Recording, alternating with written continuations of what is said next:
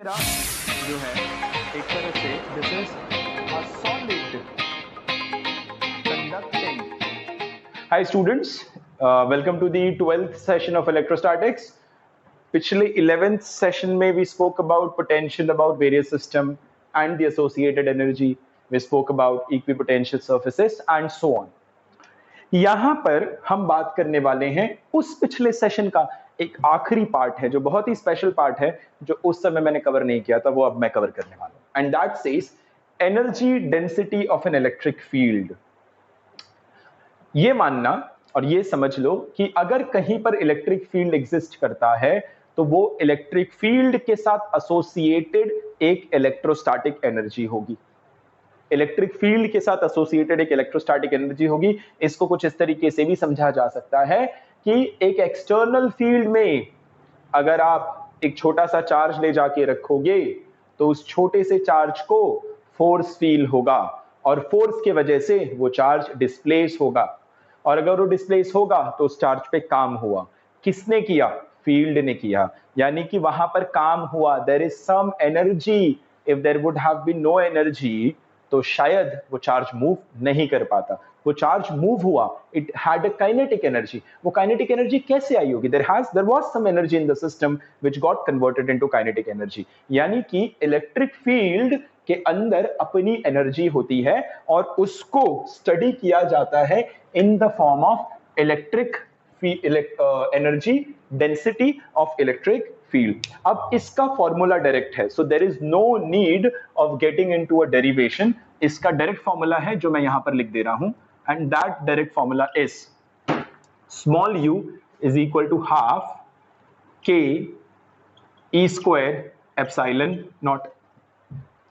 Now half k e square epsilon naught बोल दो इसको, या फिर आप इसको जरूरी नहीं e बोला जाए, इसको आप एप्सिलॉन r भी कह सकते हैं.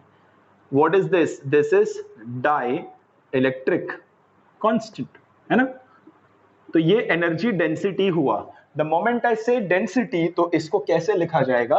इसको आपको लिखना पड़ेगा that this is going to be energy per unit volume.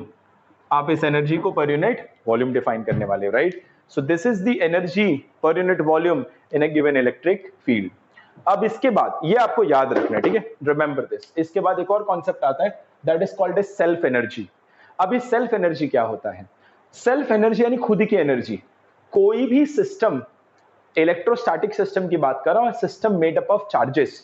तो कोई भी सिस्टम जब बनाया जाता है तो उसको बनाने में जो मेहनत लगती है, जो काम किया जाता है, वो सिस्टम की एनर्जी बन जाती है. कहने का मतलब ये है कि भाई मैंने जो है छोटे छोटे छोटे छोटे पॉइंट चार्जेस को इकट्ठा किया और उन पॉइंट चार्जेस को इकट्ठा करके एक स्फेरिकल शेल बना दिया, अ चार्ज्ड स्फेरिकल शेल. फिर से रिपीट करूंगा, एक अनचार्ज, एक शेल था, अनचार्ज था, उसमें कोई चार्ज नहीं था, it was like chargeless neutral shell. उसके ऊपर मैंने ऐसे छोटा छोटा छोटा छोटा पॉइंट चार्ज रखना शुरू किया. इसको ऐसे समझना, ये मेरा शेल है एंड दिस इज अनचार्ज्ड. इसके ऊपर मैं एक एक करके छोटा छोटा पॉइंट चार्ज रखना हूं. तो पहले मैंने ये पॉइंट चार्ज लाके रख दिया, तो ये Q1 था, तो ये शेल के ऊपर एक Q1 चार्ज रख दिया गया.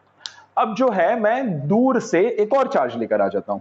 अब मैं जब this Q2 charge, when I'm trying to bring Q2 charge on the shell, this Q2 will have repulsion because of Q1, और इस पे जो है there will be a force of repulsion. और ये फोर्स ऑफ रिपल्शन किसने produce किया होगा? Q1 ने. तो क्या Q2 मैं इतनी आसानी से लाके इस पे रख दूंगा क्या?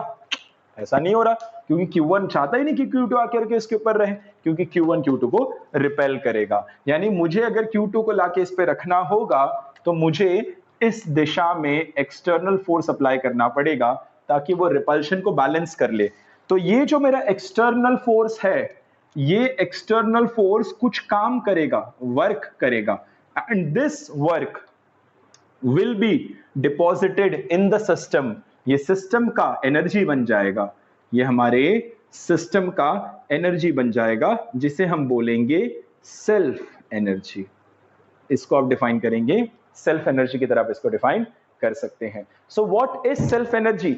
अगर डेफिनेशन के फॉर्म में अगर हम इसको लिखना चाहें तो सेल्फ एनर्जी को हम कैसे लिख सकते हैं? डेफिनेशन के फॉर्म में लिखा जा सकता है that the energy required to create a system of charges is called as self energy. तो यहां पर लिख देते हैं हम लोग, what is this going to be? This will be the energy required to create a system of charge is called as self energy। ठीक है, तो आप एक काम करेंगे, आप जो है इसको कॉपी कर लेंगे पॉज करके, मैं फिर वापस आऊंगा सिस्टम में और हम इसको समझने की कोशिश करेंगे। ठीक है, चलिए अब जो है यहां पर एक सवाल मैं लेने वाला हूं और वो सवाल मैं समझाऊंगा कि उस सवाल को हम कैसे सॉल्व करेंगे। इसको रब करते हैं।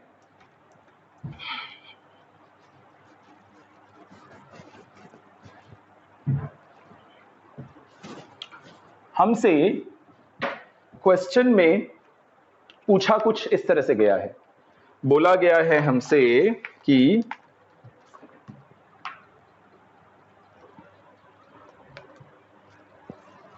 a charge Q is uniformly distributed. A charge Q is uniformly distributed over a spherical surface of radius r. Find self energy. आपसे पूछा गया है that you are suppose to find self energy. Self energy आपको निकालने बोला गया है, यानी कि हमारे पास एक शेल है, वी हैव अ शेल, और उस शेल ऑफ रेडियस आर पे कैपिटल क्यू चार्ज डिस्ट्रीब्यूटेड है। Let me make that shell first. This is that shell of radius R and there is a capital Q charge which is distributed on this। बोला गया है कि system को बनाने में कितना खर्चा हुआ रहेगा एनर्जी, यानी कि सिस्टम की सेल्फ एनर्जी कितनी होगी। देखो, ये सिस्टम की सेल्फ एनर्जी निकालने वाला जो कंसेप्ट है, इसको कैसे इस्तेमाल किया जाता है वो मैं यहां पर समझा रहा हूं। याद रखना, इसी तरीके से करना, और कोई दूसरा तरीका नहीं होगा। इसको याद कर लो कैसे कर रहे। देखो, सबसे पहले आपका जो भी सिस्टम है उस सिस्टम का इलेक्ट्रिक फील्ड लिखो। अगर आप यहां पर इलेक्ट्रिक फील्ड लिखेंगे तो आपको इलेक्ट्रिक फील्ड कुछ इस तरह से दिखेगा। फॉरगेट अबाउट दिस, ऐसे होता था ना इलेक्ट्रिक फील्ड। ये आपका इलेक्ट्रिक फील्ड हुआ और ये आपका स्मॉल आर हो गया। तो आपके केस में the field used to be like this, अंदर जीरो होता था, अचानक से कोई वैल्यू ले लेता था और फिर ऐसे डिक्रीज करता था, right. It used to be like this, इस तरह से इलेक्ट्रिक फील्ड होता था आपका। यहां पर आपका इलेक्ट्रिक फील्ड जीरो होता था और यहां पर आपका इलेक्ट्रिक फील्ड एक प्रॉपर वैल्यू होता था, that used to be 1/4 pi epsilon naught Q upon R square. ये होता था आपका वैल्यू। अब ये चीज ध्यान रखना, हमने पढ़ा है कि इलेक्ट्रिक फील्ड में एनर्जी होती है। अब वो इलेक्ट्रिक फील्ड के अंदर जो एनर्जी होती है वो एनर्जी किसकी है? वो इस शेल की वजह से। किसकी इलेक्ट्रिक फील्ड है? शेल की इलेक्ट्रिक फील्ड है। तो एनर्जी किसकी हुई? शेल की हुई। क्या यहां पर कोई दूसरा चार्ज मौजूद है? आंसर इज नो, कोई दूसरा चार्ज मौजूद नहीं, अकेला शेल है, उसकी इलेक्ट्रिक फील्ड और उस इलेक्ट्रिक फील्ड में उसकी एनर्जी, वही होती है शेल की सेल्फ एनर्जी। तो इसको हम कैसे सॉल्व करेंगे? सबसे पहले the formula, you should remember the formula, कि मैंने आपको एनर्जी डेंसिटी का फॉर्मूला बताया था, small u is equal to half epsilon r electric field epsilon naught. तो इस तरह से मैंने आपको इसका फॉर्मूला बताया था, राइट। अब जो है इसको कॉपी करो। गिव मी अ सेकंड, मैं एक बार क्वेश्चन रीड कर लेता हूं ताकि we do not miss out on anything unnecessarily.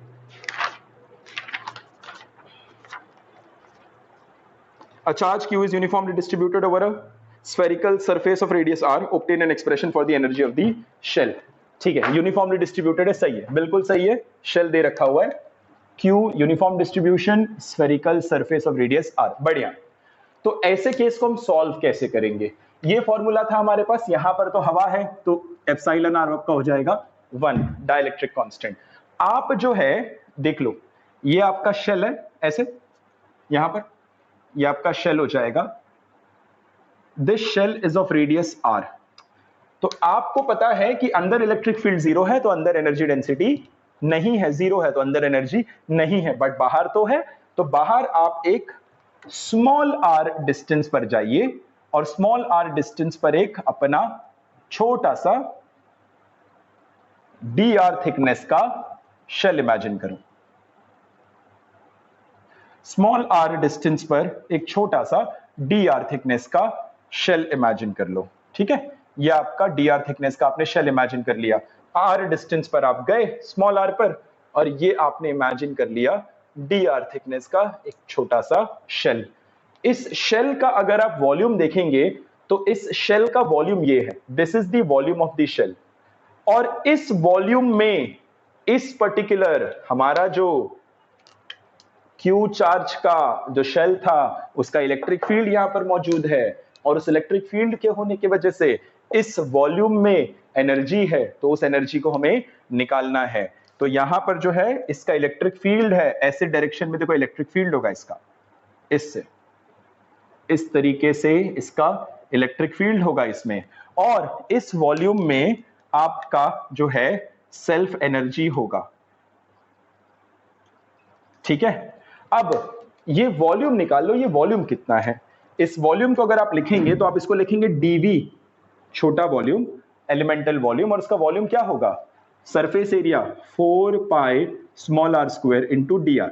ये dv हो गया, ये तो आपका वॉल्यूम है। और आप जानते हो कि एनर्जी पर यूनिट वॉल्यूम तो इतना है, तो टोटल एनर्जी कितना होगा, du is equal to u dv। एक बार फिर समझो, this is energy of elemental volume. जो एलिमेंटल वॉल्यूम आपने निकाल रखा है ना, तो ये उसकी एनर्जी हो गई। ये आपका क्या था, एनर्जी डेंसिटी, और ये क्या हो गया आपका एलिमेंटल वॉल्यूम हो गया ये आपका, राइट। तो इस तरीके से टर्म को लिखना सीख लो, तब जाकर के सवाल होगा। तो अब इसको हम सॉल्व करना शुरू करेंगे। जब इसको हम सॉल्व करेंगे तो हम लिखेंगे du is equal to half E square epsilon naught dv, dv कितना है, ये रहा 4 पाई r स्क्वायर dr। इस तरह से हमने लिख दिया है, ठीक है। Just give me a moment, I need to check the camera.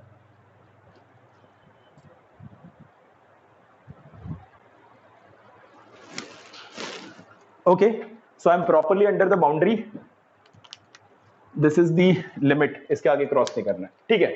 अब ये इलेक्ट्रिक फील्ड होगा कहां पर, ये देखना, what is this electric field. ये इलेक्ट्रिक फील्ड कहां पर होगा, ये इलेक्ट्रिक फील्ड इस वॉल्यूम में होगा ना, इस वॉल्यूम की एनर्जी निकाल रहे हो ना, तो इलेक्ट्रिक फील्ड जो इस वॉल्यूम में होगा, और इस वॉल्यूम में जो इलेक्ट्रिक फील्ड होगा वो ऐसे दिखाओगे ना, and that will be given as 1/4 pi epsilon naught q by r square. ये तो आप जानते हो, जो आप यहां पर ऑलरेडी लिख चुके हो। तो ला करके इसको यहां रख दो। अब यहां पर लाके रख देंगे तो आपको दिखेगा du इज इक्वल टू 1/, पहले तो वो लिख लो हाफ, तो आपने लिखा half, into e square. E square क्या हो जाएगा, 1/4 pi epsilon naught q upon r square the whole का square multiplied by epsilon naught multiplied by 4 pi r square dr, ठीक है। अब इसमें जो कैंसिल हो सकते हैं टर्म, हम उसको कैंसिल करेंगे। तो क्या क्या टर्म कैंसिल हो सकता है, तो यहां पर मैं लिख रहा हूं du is equal to half into 1/4 pi epsilon naught, यानी कि 1/16 पाई स्क्वायर एप्सिलॉन नॉट का square into Q square r की power 4 into epsilon naught into 4 pi r square dr। तो ये आ गया हमारे पास। अब जो चीजें कट रही है उसको कट कर दो। क्या क्या कट रहा है हमारा, एक तो ये r स्क्वायर, इससे कट करके सिर्फ r स्क्वायर छोड़ेगा, ये स्क्वायर इससे कट हो जाएगा, ये 4 पाई इसको कट करके, पूरे को कट करके सिर्फ 4 पाई बनाएगा।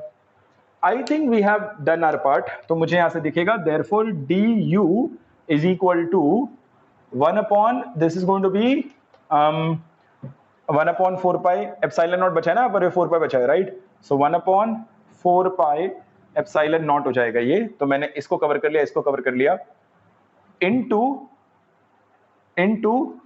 क्यू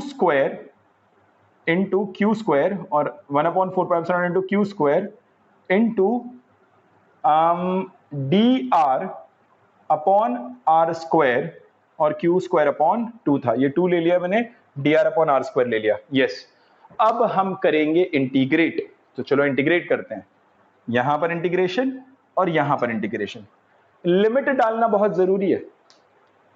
आपने जो है, अगर आप देखेंगे इसका इलेक्ट्रिक फील्ड, तो इलेक्ट्रिक फील्ड शुरू यहां से होता है, इंफिनिटी तक जाता है, तो आपकी आर की लिमिट क्या होगी, कैपिटल आर से लेकर इंफिनिटी तक। यस, तो आप जब R equal to capital R लिखेंगे और फिर यहां से कहां तक इसका लिमिट लिखने वाले, आप लिखने वाले हैं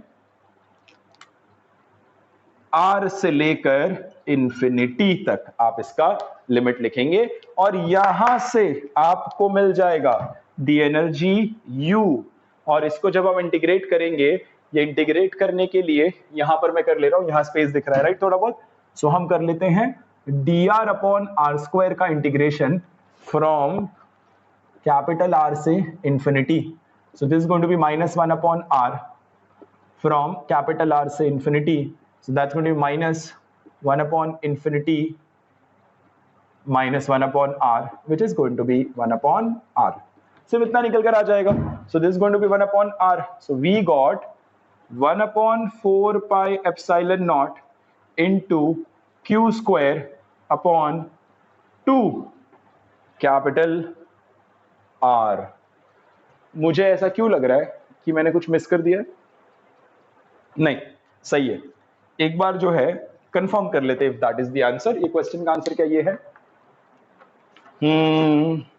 Absolutely, that is the answer। तो आप क्या करेंगे, इसको नोट कर लेंगे अच्छे से, जरूरत पड़े तो रिवाइंड भी कर लेंगे। तो ये सवाल हमें दे रखा हुआ है, you have got uniformly charged spherical shell, दो है, पहले वाले पे चार्ज Q1 है, रेडियस R1 है, दूसरे वाले पे चार्ज Q2 है, रेडियस R2 है, and they both are separated by a distance small r, जो कि सेंटर के बीच का डिस्टेंस है। क्वेश्चन में पूछा है find the energy of the system, इस सिस्टम की एनर्जी बताइए, that's the question. Think about it, electrostatics 11th में जो किया था, और अभी जस्ट जो मैंने कॉन्सेप्ट बताया सेल्फ एनर्जी का, it's going to be a combination of both. Then in that case pause the video and try solving it, फिर रिज्यूम करना, ठीक है? वेल, मुझे लगता है कि आपने अटेम्प्ट कर लिया होगा, नहीं किया है तो जाके करो। अब मैं इसको सॉल्व करना सिखाता हूं कि कैसे सॉल्व किया जाता है। इसको कैसे सॉल्व किया जाएगा, कैसे अटेम्प्ट किया जाएगा? सबसे पहले आप जो है सिस्टम बना किससे है, सिस्टम में क्या है, सिस्टम में दो शेल है और दोनों का इंटरैक्शन है। पहला शेल है इंडिपेंडेंटली, दूसरा शेल है और दोनों शेल का इंटरैक्शन है। तो सिस्टम की फॉर्मेशन क्या है उसको समझो, सिस्टम की फॉर्मेशन को समझो। फॉर्मेशन क्या है, आप लिखोगे independent shell 1 plus independent shell 2 plus interaction between shell 1 and shell 2, ये बना रहा है आपका system. shell 1 is independently present there, shell 2 is independently present there, and then you have the interaction between the shell। अब जो मैंने तुमसे कहा था ना थोड़ी देर पहले कि 11th इलेक्ट्रोस्टैटिक्स 11th और इलेक्ट्रोस्टैटिक्स 12th का एप्लीकेशन है, कैसे समझना, ये हो जाएगा सेल्फ एनर्जी ऑफ 1, ये हो जाएगा सेल्फ एनर्जी ऑफ 2, और ये हो जाएगा आपका पोटेंशियल एनर्जी ड्यू टू, और you can say this is basically potential energy of 2 charges वाला जो पोटेंशियल एनर्जी है वो हो जाएगा। अगर याद आ रहा होगा तो ये हमने अभी पढ़ा था, ये इलेक्ट्रोस्टैटिक 12th वाला पार्ट है और ये इलेक्ट्रोस्टैटिक्स 11th वाला पार्ट है। आई थिंक आपको अब ये क्वेश्चन बड़ी आसानी से हो जाएगा। अब कैसे करेंगे, इलेक्ट्रोस्टैटिक्स 12th वाले पार्ट के हिसाब से जाएंगे तो ये हो जाएगा आपका, हमने पढ़ा था 1/4 pi epsilon naught Q1 square upon 2R1, yes, plus 1/4 pi epsilon not Q2 square upon 2R2। अब आगे इंटरैक्शन। अब इंटरैक्शन वाले को कैसे करते हैं समझना। इंटरैक्शन में आप जो है दो शेल के बीच की इंटरैक्शन कैसे निकालते हैं, सी ऐसे सॉल्व कर सकते हो। फर्स्ट तरीका इंटरैक्शन एनर्जी निकालने का,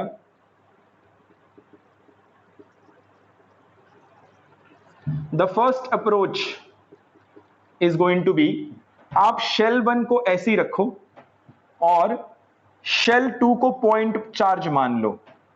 फिर से शेल 1 को ऐसे ही रखो और शेल 2 को पॉइंट चार्ज मान के Q2 यहां रख दो और ये लिख दो Q1, R1। अब इसको कैसे सॉल्व करोगे, इसको सॉल्व करने का तरीका क्या है कि भाई आप जो है शेल के वजह से यहां पर पोटेंशियल लिखोगे और शेल के वजह से यहां पर पोटेंशियल हो जाएगा 1/4 pi epsilon naught Q1 by this distance which is R।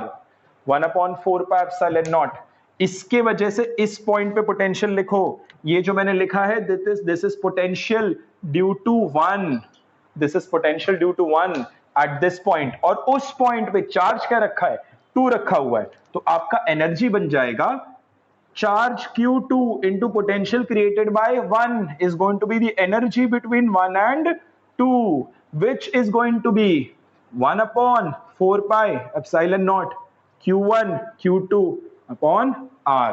ये इंटरैक्शन एनर्जी हो गया। इसी को दूसरे तरीके से कैसे लिखते, इसको शेल छोड़ देते, इसको पॉइंट बना देते, इसका पोटेंशियल इसके सेंटर पे पॉइंट के पास लिखते 1/4 pi epsilon naught Q2 upon R multiplied by Q1 और आपको सेम चीज मिल जाता। तो यहां पर इसको ऐड कर दो, we end up getting it as 1/4 pi epsilon naught Q1 Q2 by R, and this is how you end up solving this problem. Self energy, interaction energy, self energy of 1, self energy of 2, interaction energy U1 2। ये चीज ध्यान रखना। Now that makes the energy of the system.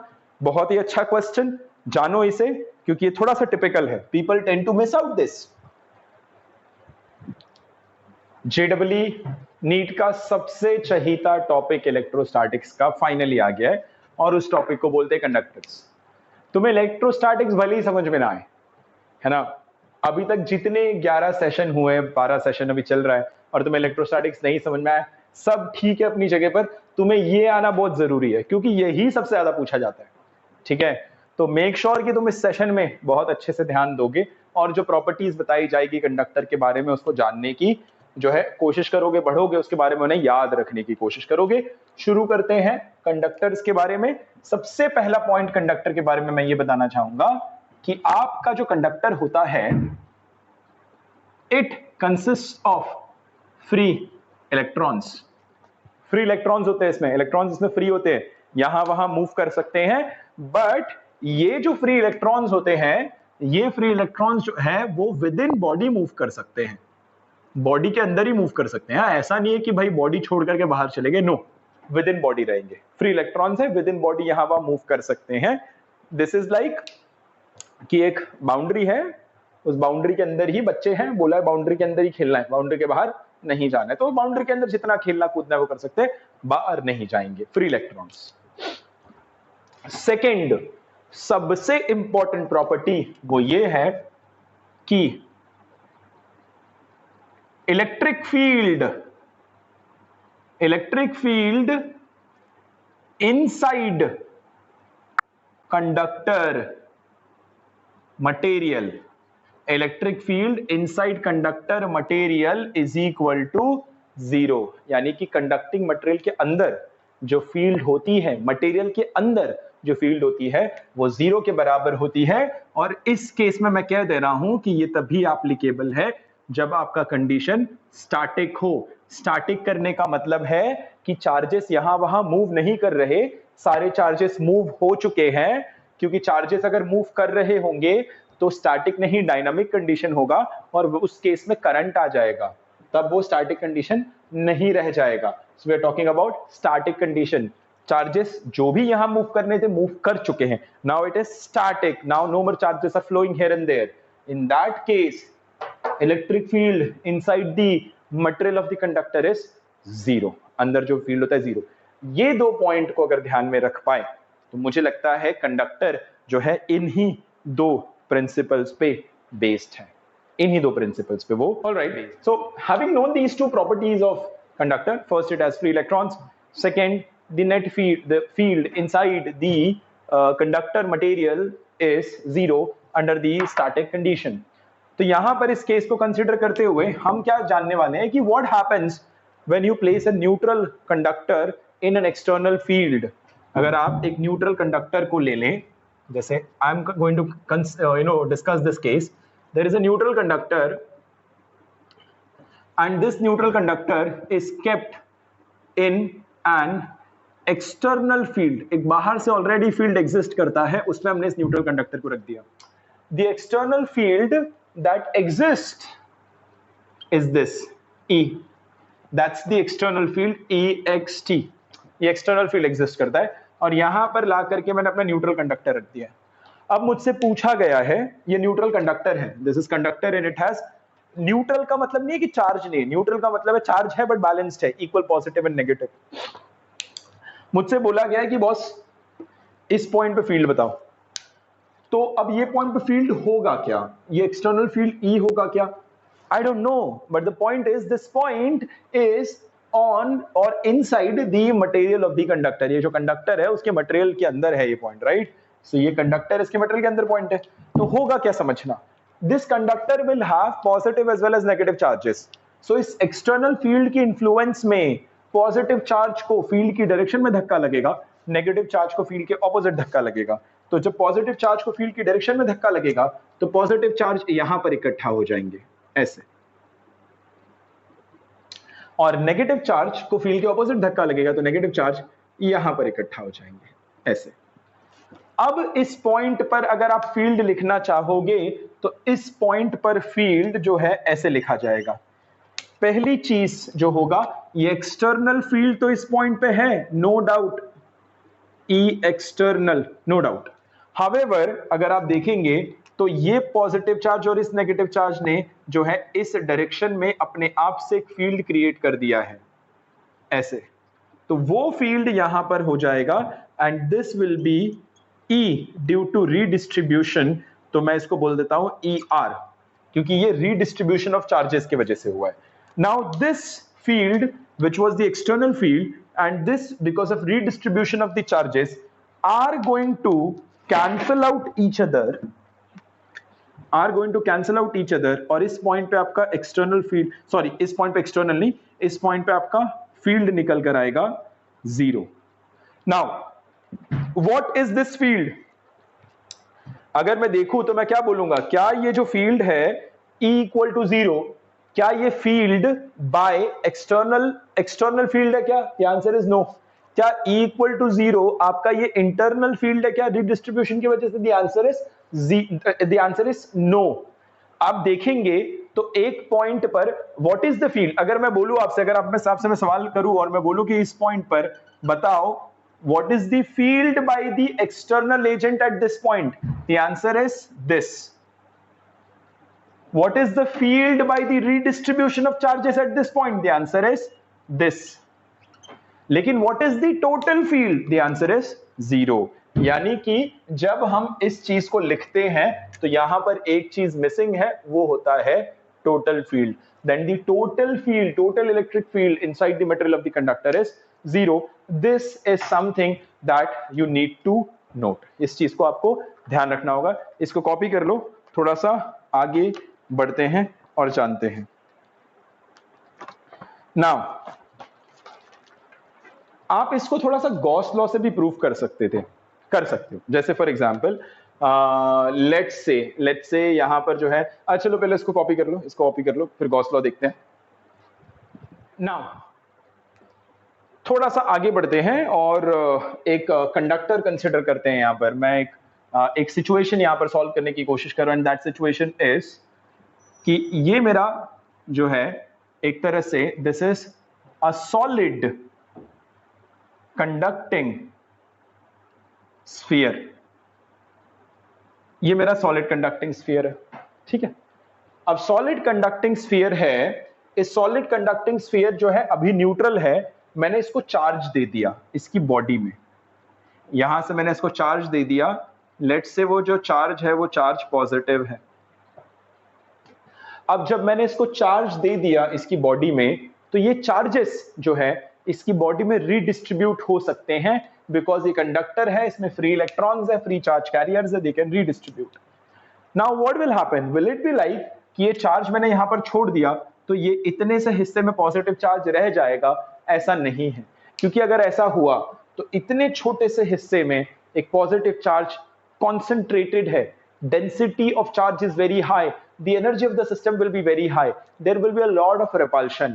तो होगा क्या, this charge will experience a lot of repulsion, and because of experiencing a lot of repulsion, this charge will try to redistribute and will try to go as far as it can, such that कि ये conductor जो इसके body में charge दिया गया था, because of it was conducting material, the charges could redistribute itself, और ये जो है चार्ज पहुंच जाएगा इसके सरफेस पर, यही पॉजिटिव चार्ज इसके सरफेस पर पहुंच जाएगा और इस तरह से सरफेस पे एलोकेट हो जाएगा।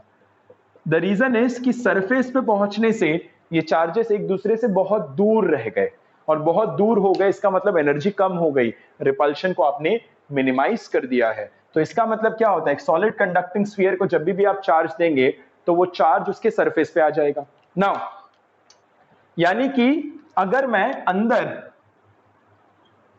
कोई भी रीजन कंसीडर करूं तो उसके अंदर एनक्लोज चार्ज कितना है, 0, और अगर एनक्लोज चार्ज 0 है तो गॉस लॉ के हिसाब से अंदर फील्ड कितना हो जाएगा, 0। सो डोंट यू थिंक कि ये is equivalent to, this is equivalent to what, this is equivalent to a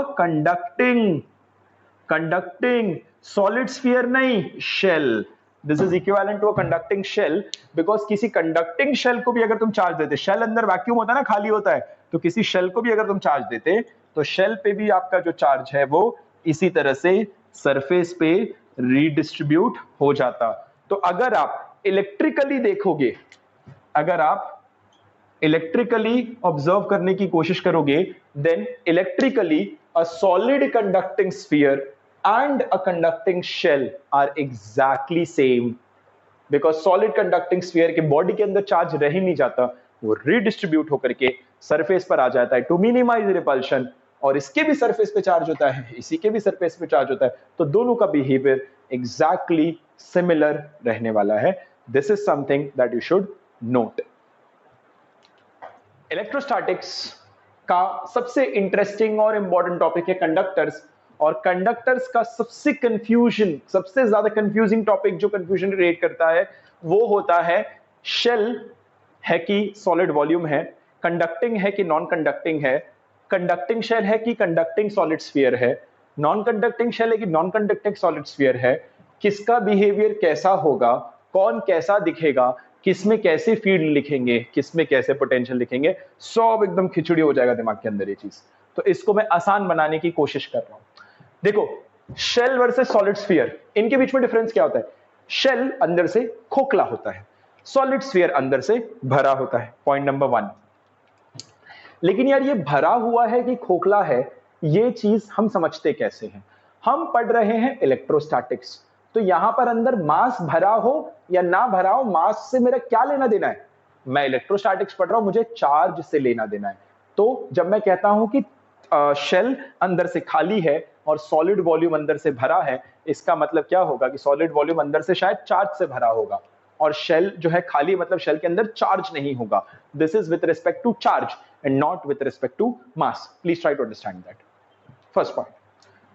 second, conducting versus non-conducting. See, conducting has free electrons, non conducting does not have free electrons. इन points को लिख लेते हैं। Shell का मतलब क्या है? अंदर से खाली,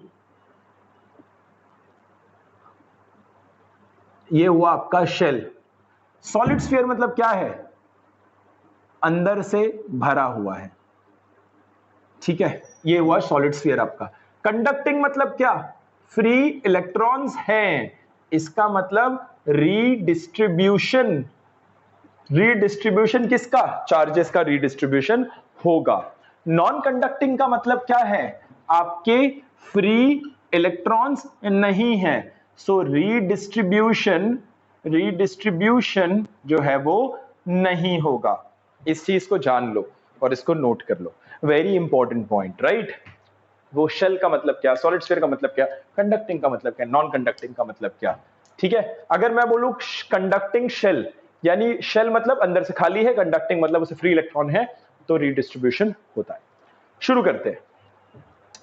जब मैं आपसे कहता हूं नॉन कंडक्टिंग सॉलिड स्फीयर, तो ये आपका हो गया नॉन कंडक्टिंग सॉलिड स्फीयर। अब नॉन कंडक्टिंग सॉलिड स्फीयर में दो कैटेगरी में मैं इसको बनाने जा रहा हूं।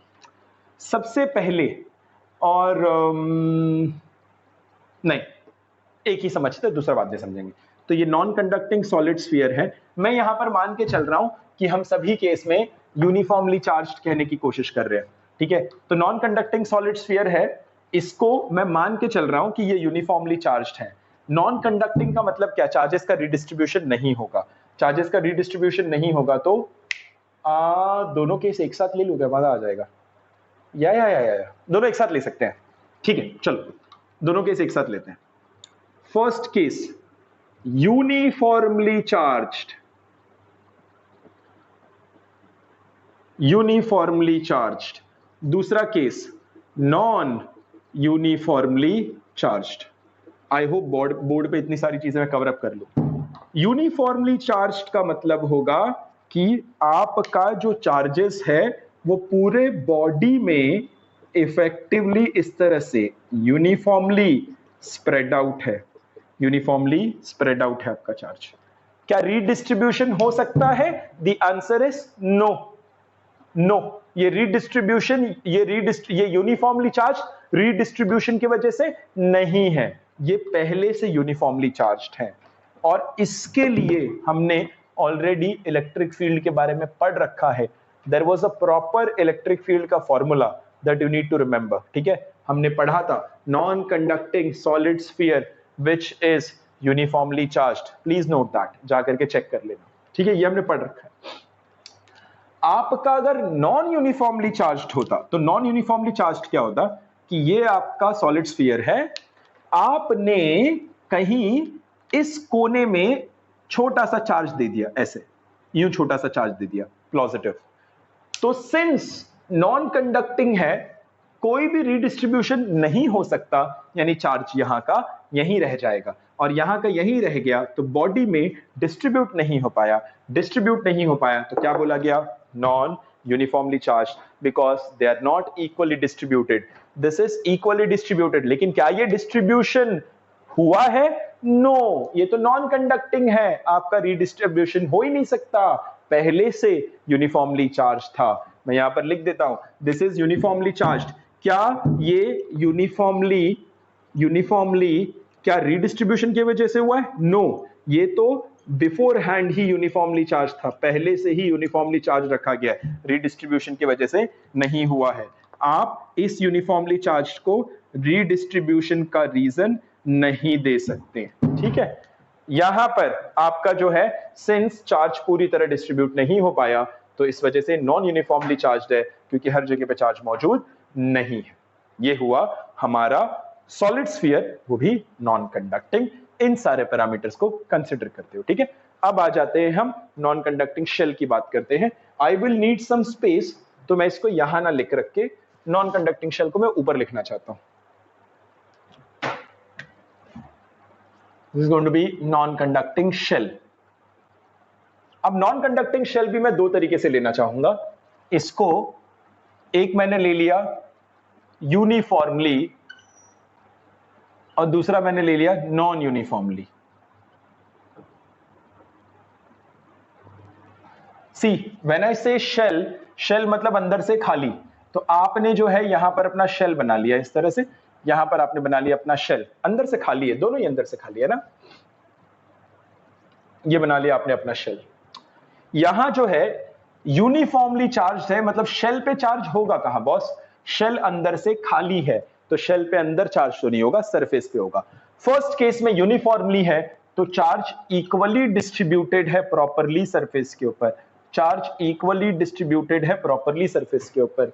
सेकेंड में नॉन यूनिफॉर्मली है कि मतलब अगर बाहर से कोई ला करके छोटा सा चार्ज प्लस यहां रख दे ऐसे, तो ये चार्ज रीडिस्ट्रीब्यूट नहीं हो सकता, because we are talking about a non conducting shell, ठीक है, it's non conducting in nature. I hope ये दोनों ही चीज आपको क्लियर हो चुकी है। अब आ जाते हैं हम कंडक्टिंग सॉलिड स्फीयर के ऊपर। सी कंडक्टिंग सॉलिड स्फीयर कैसा होगा, इसमें मैं बात करता हूं again, I'll talk about two things, uniformly and non-uniformly। Uniformly की भी बात करेंगे, नॉन यूनिफॉर्मली की भी बात करेंगे। सी अगर आपका ये कंडक्टिंग शेल है, यूनिफॉर्मली चार्ज मतलब इस तरह से इस पे चार्ज होगा, शेल नहीं है स्फीयर है, लेकिन मैंने आपको बताया था कि स्फीयर के केस में ये चार्जेस एक दूसरे को रिपेल करेंगे, they are repelling each other, वो तो रिपल्शन तो यहां भी है, बट यहां पर चार्जेस रीडिस्ट्रीब्यूट नहीं हो सकता, बिकॉज ये नॉन कंडक्टिंग है। नॉन कंडक्टिंग, कोई फ्री इलेक्ट्रॉन नहीं, कोई रीडिस्ट्रीब्यूशन नहीं, but this is conducting, these free electrons will repel each other, and because it is conducting there will be free electrons, there will be redistribution, so it will redistribute itself and this will look like this, ये convert हो जाएगा ऐसे, ये non conducting थोड़ा बाद में, ये ऐसे कन्वर्ट हो जाएगा और ये सारे चार्जेस इसके सरफेस पे जाकर के बैठ जाएंगे, तो ये सारे चार्जेस इसके सरफेस पर बैठ गए। ये बात हुई हमारी यूनिफॉर्मली चार्ज्ड की, ठीक है, बॉडी के अंदर चार्ज रहा ही नहीं, जाकर के सरफेस पे बैठ गया। चलो थोड़ा सा नॉन यूनिफॉर्मली देखते हैं। अगर नॉन यूनिफॉर्मली क्या है, कंडक्टिंग शेल को थोड़ी देर में देखेंगे, कंडक्टिंग शेल में यहां बता देता हूं।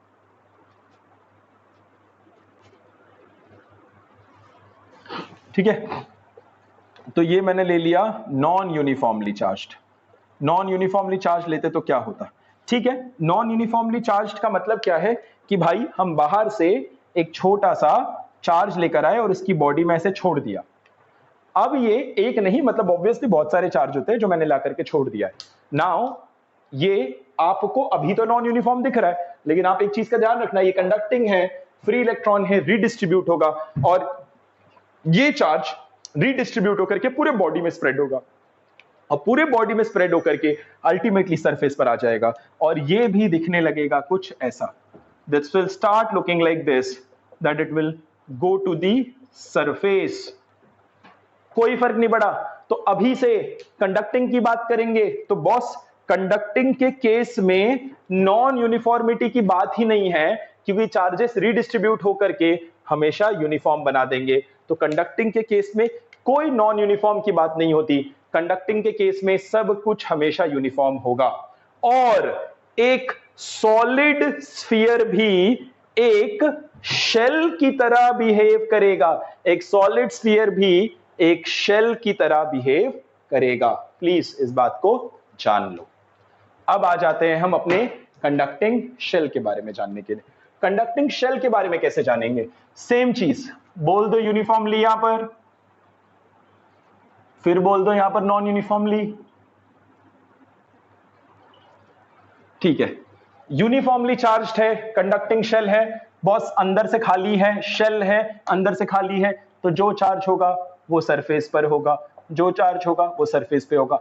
नॉन यूनिफॉर्म है, कोई दिक्कत नहीं है, आप बाहर से एक चार्ज लेकर आते हो, यहां सरफेस पे छोड़ देते हो। लेकिन नॉन यूनिफॉर्मली चार्ज्ड है तो क्या हुआ, कंडक्टिंग तो है, फ्री इलेक्ट्रॉन्स है, रीडिस्ट्रीब्यूशन होगा और ये कन्वर्ट हो जाएगा इसमें और चार्जेस फिर से सरफेस पे रीडिस्ट्रीब्यूट हो जाएंगे।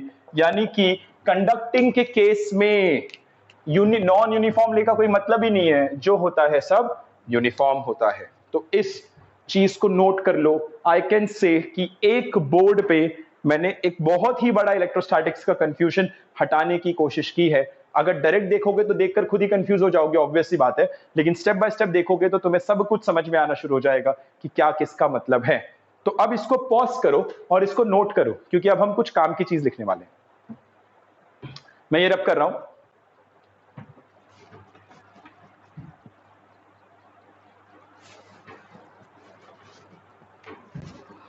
तो इसमें अगर आप देखेंगे तो कुछ कुछ चीज एग्जैक्टली एक जैसी दिखती है, मैं उसको मार्क कर दे रहा हूं। जो जो एग्जैक्टली एक जैसा दिखता है उसको स्टार मार्क करते। देखो ये देखो, नॉन यूनिफॉर्म का तो बॉस कोई केस ही नहीं है, तो उठा दो, हटा दो, इसको हटा दो। ये स्टार मार्क किया, ये और ये सेम दिखा ना, एग्जैक्टली सेम दिखा। यानी कि अगर आप देखेंगे तो ध्यान से देखना है यहां पर, this is very important that first non conducting uniformly shell, यानी कि non conducting uniformly charged shell, non-conducting uniformly charged shell and conducting solid sphere, conducting solid sphere and conducting shell and conducting shell। ये तीन चीज अगर आप देखेंगे तो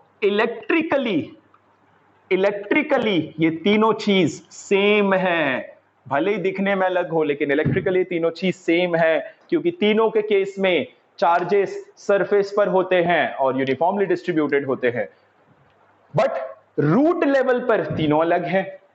इसमें रीडिस्ट्रीब्यूशन नहीं हो सकता था, तो पहले से यूनिफॉर्मली चार्ज्ड है। यूनिफॉर्मली बोलने का मतलब क्या है बॉस, ये यूनिफॉर्मली बिफोर हैंड, ये पहले से था। लेकिन अगर आप देखेंगे कंडक्टिंग में तो यूनिफॉर्मली नॉन यूनिफॉर्मली क्या बोलना, रीडिस्ट्रीब्यूशन अपने आप हो जाएगा। तो यानी कि यहां जो इलेक्ट्रिक फील्ड का फॉर्मूला वही यहां पर, वही यहां पर, यहां जो पोटेंशियल का फॉर्मूला वही यहां पर, वही यहां पर। तो इसमें बदला क्या, इसमें फॉर्मूला अगर तुम्हें पढ़ना है तो अलग से इसके लिए पढ़ना, क्योंकि इसके लिए फॉर्मूला अलग होगा। अदरवाइज आपका ये और ये सेम है, क्लियर है। और यहां पर कंडक्टर में तो नॉन यूनिफॉर्म का केस ही नहीं होता, तो मैंने बस बता दिया, पर उसकी जरूरत नहीं पड़ेगी। तो इसको आप नोट कर लीजिए, एक नहीं 4 बार देखो, 10 बार देखो, लेकिन ये बहुत ही इंपॉर्टेंट टॉपिक है। How did we arrive to this conclusion, that is very important. कैसे ये तीन चीज एग्जैक्टली सेम है। तो आपके सामने सिर्फ 2 तरह के केसेस आने वाले हैं स्फीयर में, इलेक्ट्रिकल पर्सपेक्टिव से, uniformly charged non conducting solid sphere, इसका फॉर्मूला अलग बन जाएगा, ठीक है।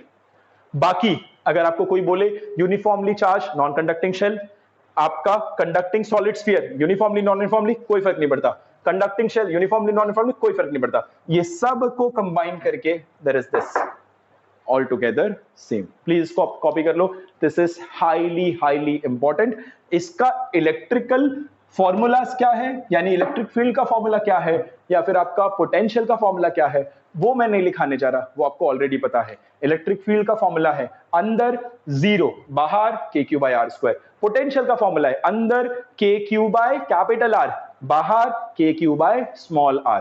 That is it, rest you are very well aware of. इसको प्लीज कॉपी कर लो, this was very important.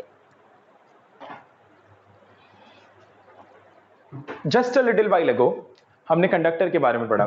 We studied about conducting and non-conducting material. We studied about shell and solid sphere and the permutation and combination. And we came out कि भाई आपका जो conducting solid sphere है first, conducting shell है second, and non-conducting uniformly charged shell, ये तीनों same होते हैं।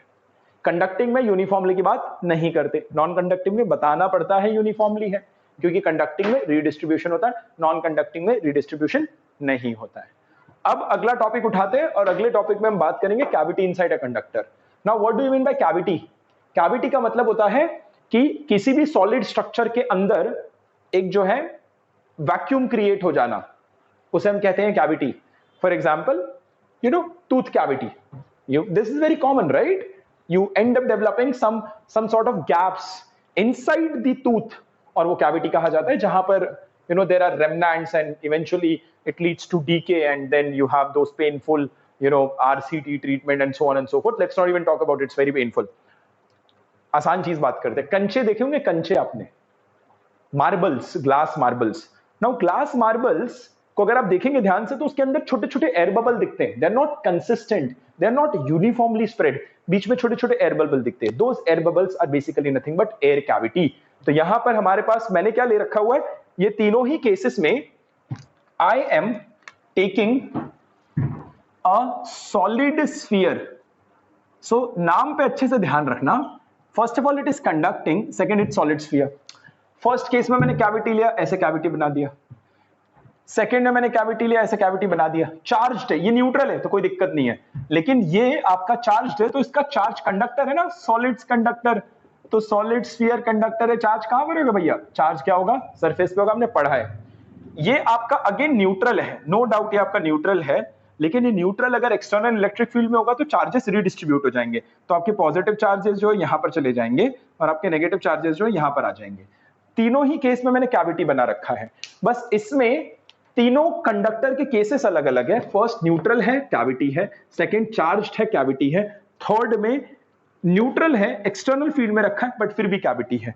तीनों के केस में कॉमन क्या है? तीनों में ये चीज कॉमन है कि देयर इज, तीनों में एक चीज कॉमन है, that is that no charge inside cavity. यानी कैविटी के अंदर तीनों ही केसेस में चार्ज मौजूद नहीं है. ऐसे केस में let me write the combined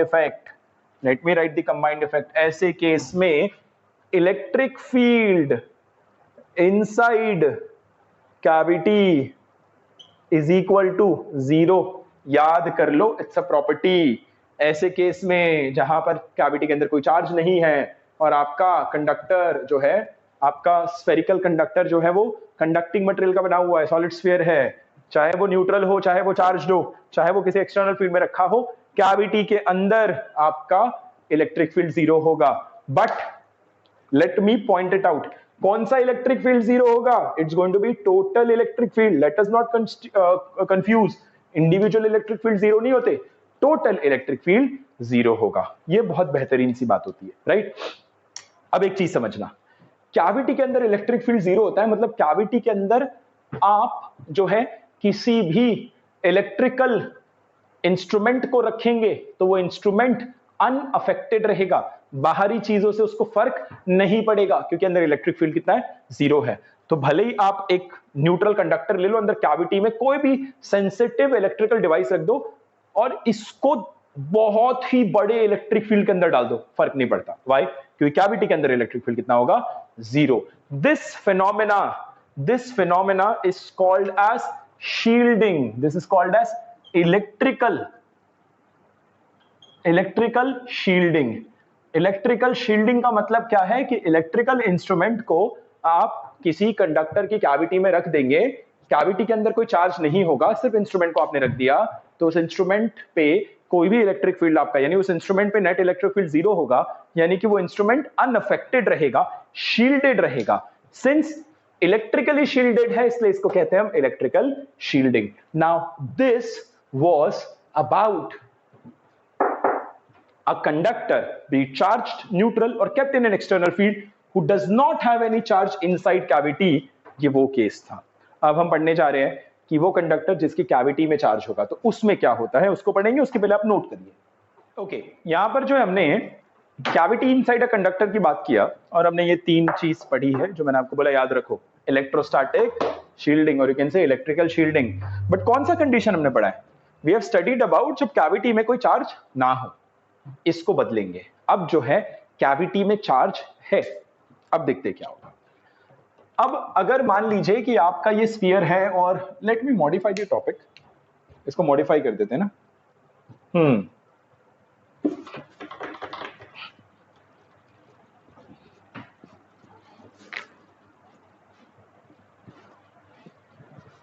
same चीज ले रहे हैं हम, कुछ ज्यादा सोचना नहीं है. Cavity inside a conductor, solid sphere, but इसके अंदर there is a charge inside cavity. कैविटी में चार्ज है, ये चीज हमें दे रखा हुआ है। तो अब आप यहाँ पर कैविटी पहले बना लो। मैं बस एक सॉलिड स्फीयर ले रहा हूँ कंडक्टर, और इसके अंदर late me make a cavity, ऐसे कैविटी बनानी है। That's the cavity. नाउ यहाँ कैविटी में यहाँ रखा हुआ है आपका चार्ज कैपिटल Q। ये आपका मटेरियल है, ये देखिए ये कैविटी है, तो ये आपका मटेरियल हो जाएगा, कंडक्टिंग मटेरियल है, और कोई चार्ज नहीं दिया गया है। तो होगा क्या, सबसे पहली चीज, अगर ये पॉजिटिव है तो इसमें पॉजिटिव नेगेटिव चार्ज दोनों कंबाइंड है, तभी तो न्यूट्रल है। इट इज न्यूट्रल ना। अभी के लिए मैंने न्यूट्रल केस ले रखा हुआ है, आप टेकन अ न्यूट्रल केस। तो अभी के लिए अगर मैं न्यूट्रल केस लूंगा तो ये जो है मटेरियल, कंडक्टिंग मटेरियल न्यूट्रल है, बिकॉज पॉजिटिव और नेगेटिव दोनों बराबर है। बट होगा क्या, ये अगर पॉजिटिवली चार्ज है तो नेगेटिव अपने आसपास अट्रैक्ट करेगा, तो सरफेस पे आपके इनर सरफेस पे नेगेटिव चार्ज हो जाएगा और आउटर सरफेस पे आपका पॉजिटिव चार्ज हो जाएगा। इसका मतलब क्या होगा कि boss, there is going to be redistribution of charges, redistribution of charges. अब मैं उस रीडिस्ट्रीब्यूशन को दिखाना नहीं चाहता, तो मैं क्या कर रहा हूं, मैं वहां पर उसको वेरिएबल से रिप्लेस कर रहा हूं। सो फॉरगेट अबाउट दिस, और मैं बोल देता हूं कि इसके इनर सरफेस पर जो चार्ज है वो Q1 के बराबर है, एंड फॉरगेट अबाउट दिस। और मैं बोल दे रहा हूं कि इसके आउटर सरफेस पे जो चार्ज है वो Q2 के बराबर है। इसके इनर सरफेस, यानी इस इनर सरफेस पे जो चार्ज है, इस तरह से इनर सरफेस जो है ना, इस पे जो चार्ज है वो Q1 है, और इसके आउटर सरफेस पे जो चार्ज है वो Q2 के बराबर है। अब आप जो है बॉडी, इस पर्टिकुलर मटेरियल के अंदर का एक पॉइंट ले लो। Let's talk about this point. इस पॉइंट पे अगर आपको इलेक्ट्रिक फील्ड लिखना होता, P पॉइंट पे अगर इलेक्ट्रिक फील्ड लिखना होता, तो गॉस लॉ के हिसाब से क्या करते हैं, एक सिमेट्रिकल सा गॉसियन सरफेस बना लेते हैं। और गॉसियन सरफेस बना लेते हैं तो आप लिखते हैं that the net field, electric field at point P is equal to electric field because of Q plus electric field because of Q1 plus electric field because of Q2। इसके वजह से इलेक्ट्रिक फील्ड, इसके वजह से electric field, इसके वजह से electric field. But as पर गॉसेस लॉ वही चार्ज मैटर करता है जो गॉसियन सरफेस के अंदर होता है। ये गॉसियन सरफेस के अंदर नहीं है तो इसको गायब करो, इसका कंट्रीब्यूशन है ही नहीं, भूल जाओ। ठीक, अच्छा, क्या मैं कह सकता हूं कि P पॉइंट मटेरियल के अंदर है, और यदि अगर कोई पॉइंट मटेरियल के अंदर होता है तो उसकी फील्ड कितनी होती है, 0। So that is electric field due to Q plus electric field due to P। ये निकल कर आ गया। अब आप यहां से लिख सकते हैं that electric field due to Q is equal to minus of electric field due to Q1। ये चीज हमें पता चल जाएगा। नाउ यहां पर अगर आप देखेंगे, सो देखने से पता चल रहा है कि, आप देखना इस पॉइंट पर अगर आप देखेंगे तो इसको देखने से पता चल रहा है that Q1 and Q will be opposite in nature। दोनों जो है नेचर में ऑपोजिट होंगे अपने। अगर आप इसकी वजह से लिखेंगे तो इसका फील्ड हो जाएगा KQ by small r, where small r is this distance। और Q1 की वजह से लिखेंगे तो आप बोलेंगे KQ1 by small r again। और जब आप इसको कंपेयर करेंगे विद नेगेटिव साइन तो आपको पता चलेगा that Q1 is equal to minus Q। तो यहां से एक कॉन्सेप्ट निकल कर आता है, और वो हमारा पहला पॉइंट है, and that first point is that for a cavity inside a conductor having a charge there is equal and opposite charge is induced on the inner surface। जो अंदर का सरफेस है उस पे इक्वल एंड ऑपोजिट चार्ज आया, यानी Q1 is equal to minus Q। Now since ये neutral है, ये मटेरियल न्यूट्रल है, थिंक अबाउट द मटेरियल। अगर आप बोलेंगे, सेकेंड पॉइंट में समझाने से पहले आपको यह बताना चाह रहा हूं कि अगर आप यहां पर अपना मटेरियल देखेंगे तो आपके मटेरियल पे चार्ज देखेंगे, charge on material. So charge on material अगर मैं देखूं तो मुझे यहां से दिखेगा charge on material is equal to Q1 plus Q2, and the charge on material turns out to be 0, which is equal to Q1, and Q1 is equal to minus Q plus Q2, therefore Q2 is equal to Q। तो यहां से हमें क्या पता चला, charge और material का concept हमने यूज किया।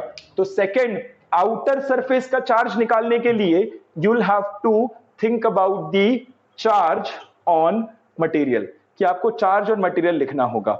If the material is neutral, the charge on material will turn out to be 0. ठीक है. अब जो है यहां पर आई थिंक हमने 2 पॉइंट लिख लिया. कोई और पॉइंट है क्या लिखने के लिए? रेफर कर लेते एक बार किताब हमारी.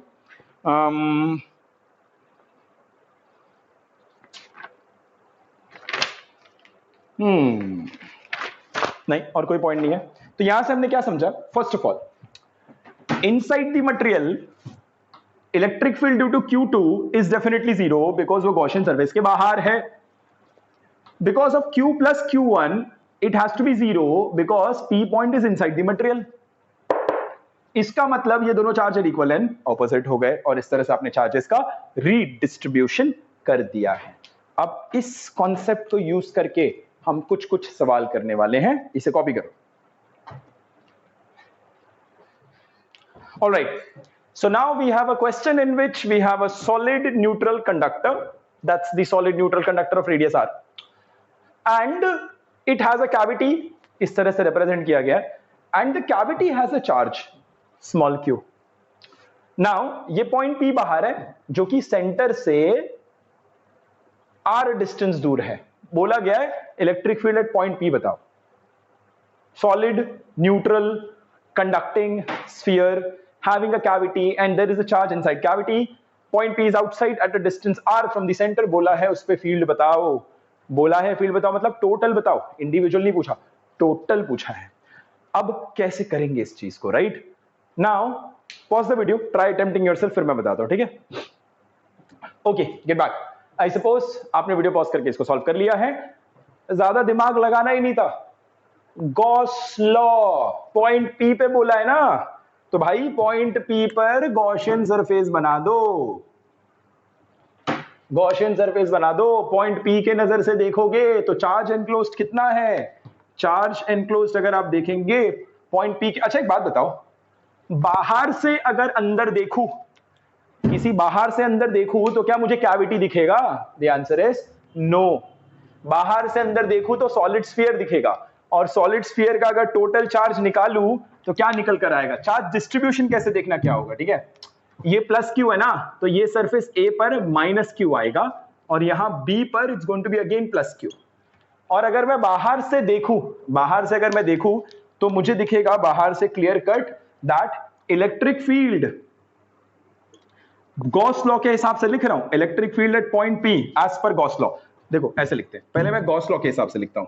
गॉस लॉ के हिसाब से देखूं तो बाहर से देख रहा हूं तो मुझे कंबाइंड एक सॉलिड स्फीयर दिख रहा है जिसपे चार्ज कितना है? Plus Q minus Q plus Q, यानी से प्लस Q. यानी कि इलेक्ट्रिक फील्ड एज पर Gauss law at point P is equal to KQ by small r square, where small r is this distance. दूसरे तरीके से कह सकता हूं मैं that electric field at point P can be written as electric field due to the charge Q individually plus electric field due to the charge at A which is minus Q plus electric field due to the charge at B. और ये मैंने यहां से निकाल रखा हुआ है. Now electric field due to the charge B हमें लिखना आता है. This value is due to the charge B. Forget about this. Due to this surface पे चार्ज रहेगा solid sphere K, तो कितना होता है? KQ by R square. So आप यहां देखेंगे, यहां से मैंने देखा this is KQ by R square जो मैंने गॉस लॉ से निकाला, और यहां से देख रहा हूं तो this is KQ by R square. ये दोनों एक दूसरे में कैंसिल हो जा रहे हैं, तो मुझे यहां से पता चल जा रहा है that electric field due to small q plus electric field due to A is equal to 0. यानी कि बाहर के पॉइंट P पर, बाहर के पॉइंट P पर ध्यान देना, बाहर के पॉइंट P पर कैविटी के इनसाइड सरफेस और कैविटी के अंदर के चार्ज का कोई इंपैक्ट नहीं होता. बाहर के पॉइंट P पर कैविटी के इनसाइड चार्ज और you can say inside surface and inside charge का कोई कंट्रीब्यूशन नहीं निकल कर आएगा. इंडिविजुअली आएगा, कंबाइंड नहीं आएगा. ध्यान देना, I say this plus this equal to 0. इसका मतलब ये दोनों individually 0. The answer is no. इसकी कोई वैल्यू है, इसकी कोई value, they are cancelling out each other. यानी कि दिस प्लस दिस कंबाइंड अगर लोगे तो वैल्यू 0 होगा, इंडिविजुअली एग्जिस्ट करेगा। तो काइंडली प्लीज इसको नोट कर लो। ये अगला सवाल हम देखने जा रहे हैं अभी। ठीक है, रब कर रहा है ना।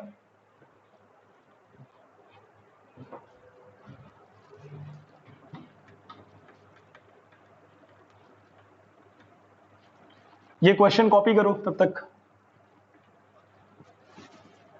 पॉज करके कॉपी कर लो। सोल्यूशन जो है थोड़ा सा स्पेस लगेगा सोल्यूशन के लिए। मैं क्वेश्चन रीड आउट कर दे रहा हूं। चार्ज 4 into 10 की power -8 coulomb is uniformly distributed over a sphere जिसका रेडियस 1 सेंटीमीटर है। ठीक है, यानी कि there is a 1 centimetre radius का स्फीयर और इसके ऊपर चार्ज डिस्ट्रीब्यूटेड है यूनिफॉर्मली। ठीक है, एक काम करो ना, इसको बोलो ये Q1 के बराबर है, तो इस पे यूनिफॉर्मली इस पे यूनिफॉर्मली Q1 डिस्ट्रीब्यूटेड है। अब जो बोला है it is covered by a concentric hollow conducting sphere, it is covered by a concentric hollow conducting sphere.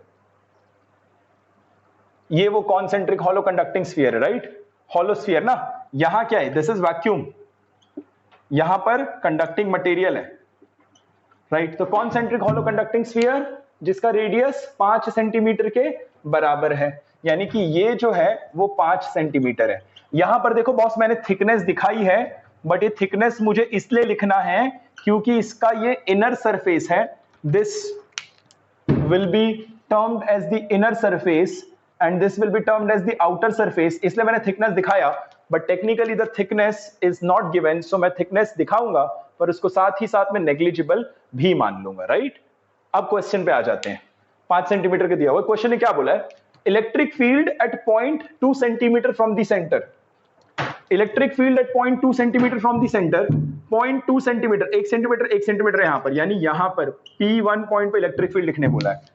तो कोई दिक्कत नहीं है, आप जो है P1 पॉइंट पे इलेक्ट्रिक फील्ड लिखो। एक क्वेश्चन सॉल्व करने की कोशिश करते हैं, electric field at point P1। देखो चार्जेस की रीडिस्ट्रीब्यूशन में समझाने की कोशिश करो, उसको समझना। आपका ये प्लस Q1 है शेल के सरफेस पर, तो इक्वल एंड ऑपोजिट यहां पर इंड्यूस हो जाएगा, so this is going to be यहां पर -Q1 एंड यहां पर -Q1 है, और आपका जो बाहर का शेल है, सॉरी बाहर का जो कंडक्टिंग स्फीयर है, हॉलो कंडक्टिंग स्फीयर है, तो वो न्यूट्रल है, तो ये -Q1 है, तो ये +Q1 हो गया। बहुत बढ़िया। सो इन दैट केस अगर आप देखेंगे तो आपको दिखेगा electric field eight P1 is because of electric field, इसके चार्जेस को नेमिंग कर देते हैं ना हम लोग, इसको मैं बोल रहा हूं, इस वाले चार्ज को मैं बोलता हूं A, इसको मैं बोलता हूं B, इसको मैं बोलता हूं C। सो आपका electric field eight P1 is because of electric field due to the charge A plus electric field due to the charge B plus electric field due to the charge C। तीनों case में मैंने लिख दिया। But देखना, अगर आप P1 point देखोगे और P1 पॉइंट के हिसाब से अगर अपना गॉसियन सरफेस बनाओगे तो तुम्हें दिखेगा कि P1 पॉइंट जो है इस गॉसियन सरफेस पर है जिसका रेडियस 2 सेंटीमीटर के बराबर है, B और C उसके बाहर है, यानी B और C का इंडिविजुअली कंट्रीब्यूशन कितना हो जाएगा, 0 हो जाएगा।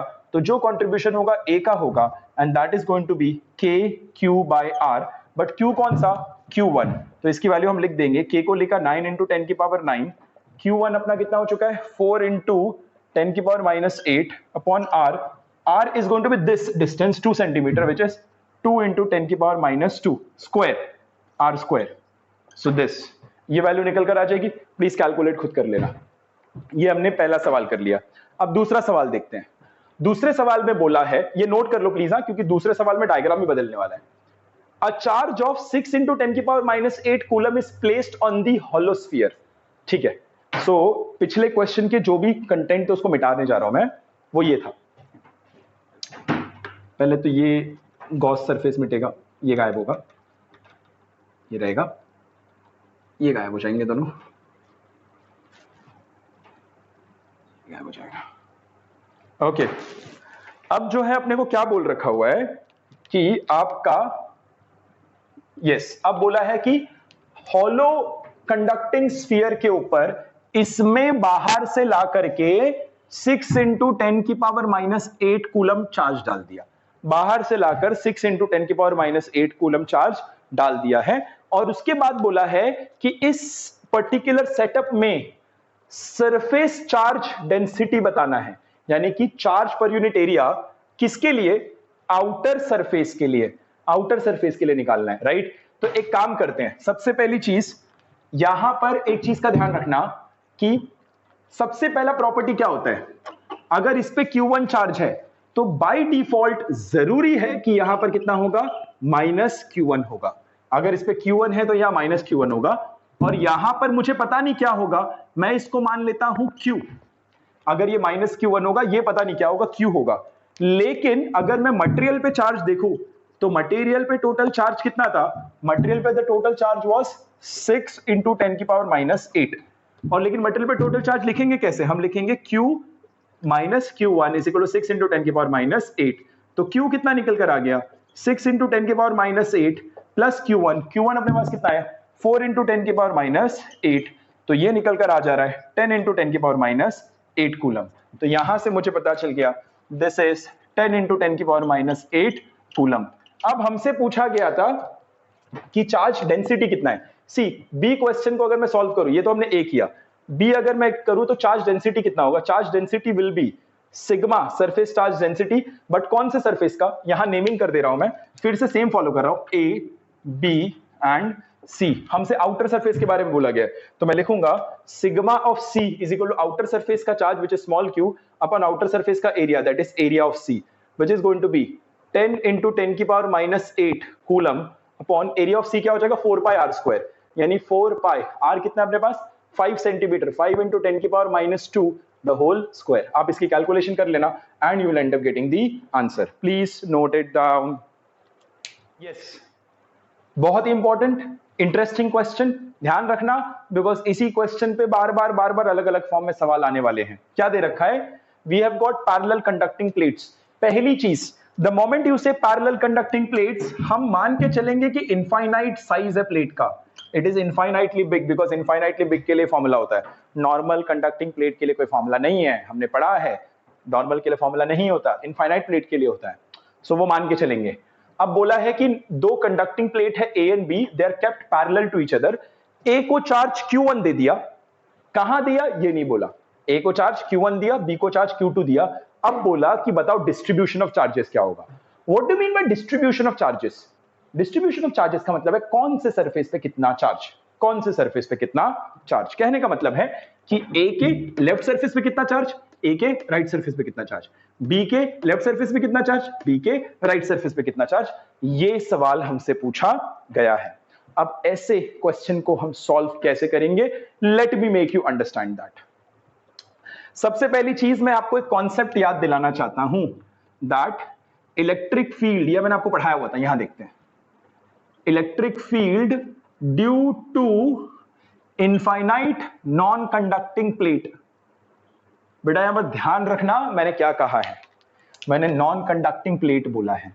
सो नॉन कंडक्टिंग प्लेट अगर होगा आपका, तो ऐसा कुछ आपके पास प्लेट है,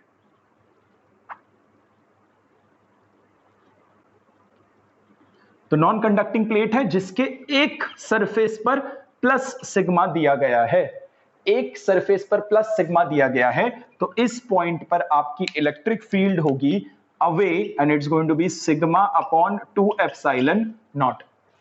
एक सरफेस पे दिया गया चार्ज, ध्यान रखना एक सरफेस पे दिया गया, एक सरफेस पे चार्ज दिया गया सिग्मा अपॉन 2 एप्सिलॉन नॉट। जैसे ही आप बोलते हैं electric field due to infinite conducting plate, so the moment you say the word conducting, तो उसमें क्या होता है कि चार्ज एक सरफेस पे रह ही नहीं सकता ना, रीडिस्ट्रीब्यूशन होगा ना boss, charge will get redistributed. तो इस केस में क्या होगा कि चार्जेस दोनों तरफ चले जाएंगे। अब इक्वल जाएंगे कि अनइक्वल जाएंगे मेरे को नहीं पता, इस बात से बाद में देखा जाएगा। तो मैं मान लेता हूं कि बॉस इस सरफेस पर जो है आपका, इस सरफेस पर जो आपका है वो इस तरह से ले लो, प्लस ले लो, और बोलो कि इसकी डेंसिटी जो है वो सिग्मा 1 है, और यहां पर भी ले लो आप प्लस, ठीक है, और इसकी बोलो कि इसकी डेंसिटी जो है वो सिग्मा 2 है। ये कौन सा प्लेट है, ये प्लेट कंडक्टिंग प्लेट है, ध्यान देना कंडक्टिंग प्लेट है। तो इस केस में इस पॉइंट पर अगर आपको फील्ड लिखना होगा तो आप फील्ड लिखेंगे इसके वजह से सिग्मा 1/2 एप्सिलॉन नॉट, क्योंकि जब आप इसको देखेंगे तो इसको भूल जाएंगे और इसको भूल जाएंगे तो आपको ऐसा दिखेगा, ध्यान से।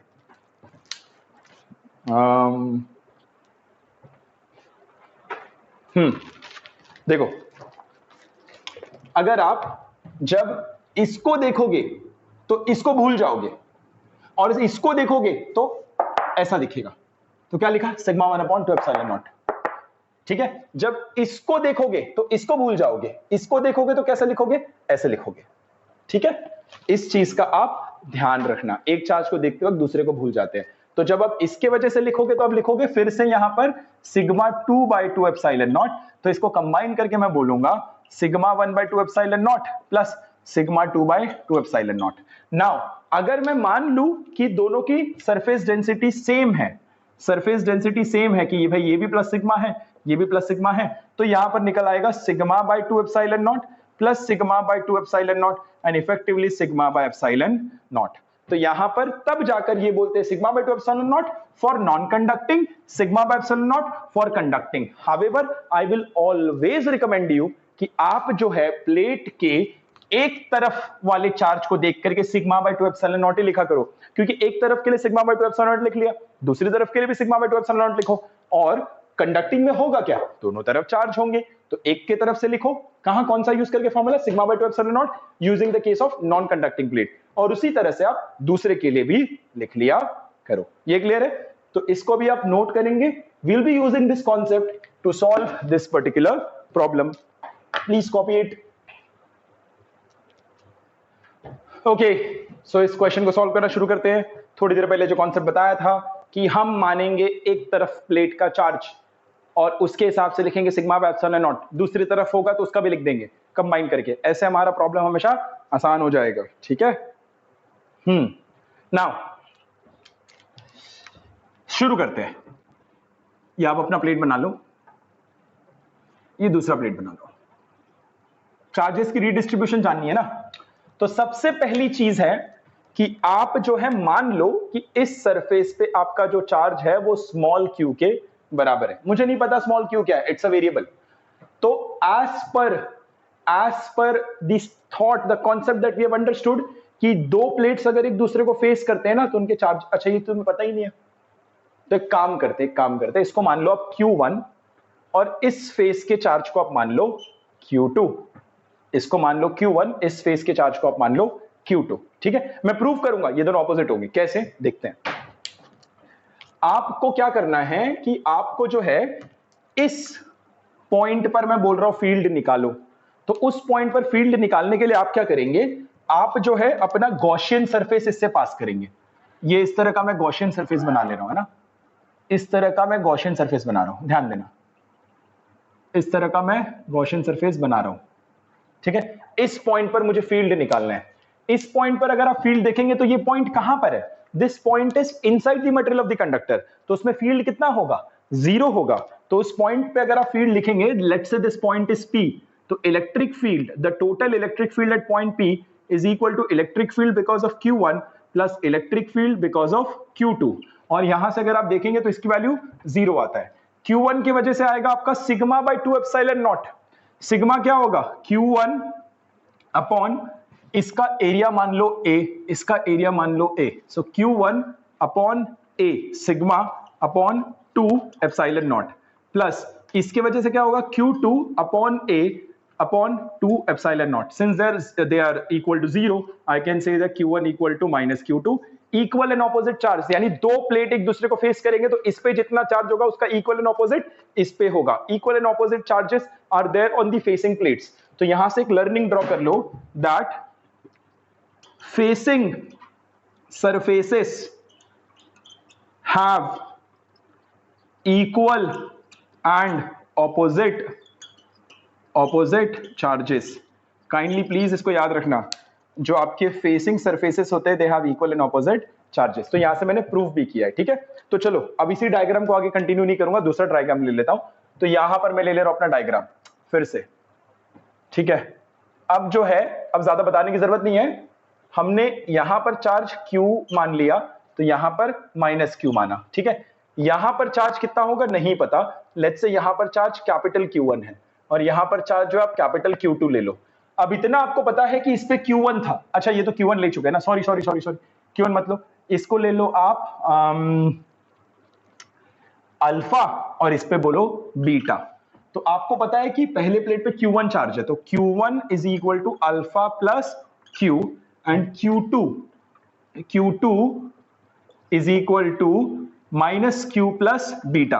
क्या किया है, sum of these charges and sum of these charges, sum of these charges is equal to Q1, sum of these charges is equal to Q2। तो यहां से मुझे पता चला that alpha is equal to Q1 minus Q, एक चीज ये पता चल गई, and beta is equal to Q2 plus Q, ये चीज मुझे पता चल गया। यानी चार्जेस का रीडिस्ट्रीब्यूशन मोटा मोटी मैंने प्लॉट कर दिया है। अब इसको प्लीज पॉज करो, नोट करो, क्योंकि मुझे आगे सॉल्व करना है। चलिए अब इनको हम सॉल्व कैसे करेंगे देखना। तो ये प्लेट्स जो है वो प्लेट्स मैं दोबारा बना दे रहा हूं यहां पर। In fact I will be taking of this particular question का डायग्राम एज वेल।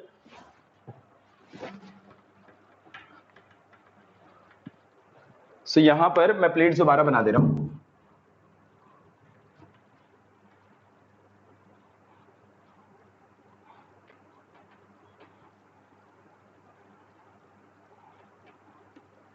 और चार्जेस को लिख दो, कैसे कैसे चार्ज थे।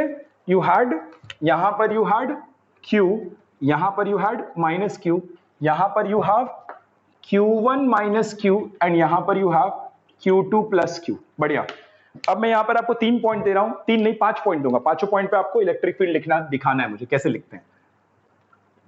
This is 1, this is 2, this is 3, this is 4, this is 5। तो चलिए इलेक्ट्रिक फील्ड लिखना शुरू करते हैं। और मैंने आपको बताया था कि किसी भी प्लेट के एक तरफ के चार्ज से लिखना सीखो, दूसरे की तरफ से अपने आप लिखना आ जाएगा। तो आप लिखेंगे electric field at 1 is equal to, electric field at 1 is equal to electric field because of this plus electric field because of this plus electric field because of this plus electric field because of this. इसके वजह से towards this direction, right. अगर मैं मान के चलता हूं that this, मान लो कि ये आपका पॉजिटिव था, अगर ये आपका पॉजिटिव था तो यहां से पॉजिटिव निकला तो यहां पर पॉजिटिव बचा, तो उस केस में ये आपका नेगेटिव हो जाएगा, तो उस केस में आपका ये अगेन पॉजिटिव बचेगा। क्या मैं सही कह रहा हूं? थोड़ा कहना मुश्किल है बट ठीक है, let us drop this idea. इसकी जरूरत ही नहीं पड़नी चाहिए, but still let us think about it, क्या हो सकता है।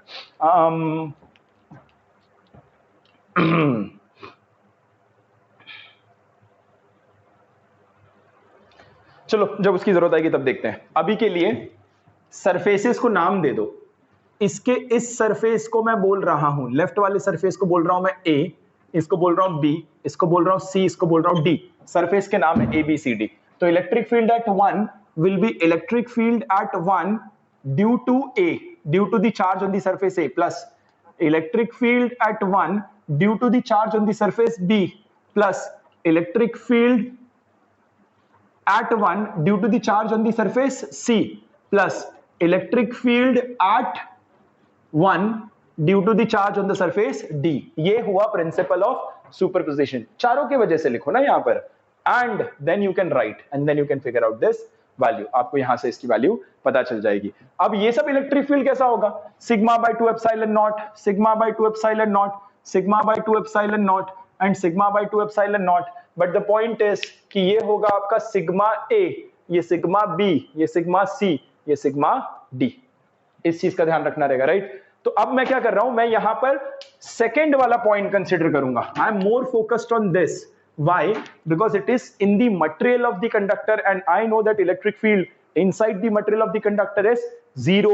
Then in that case I will write electric field at 2 is equal to electric field at 2 because of A, plus electric field at 2 because of B, plus electric field at 2 because of C, plus electric field at 2 because of D.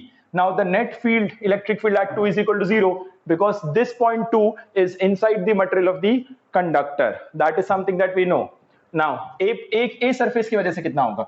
Now certainly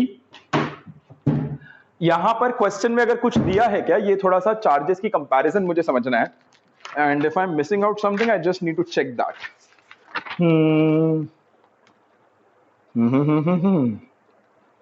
Okay.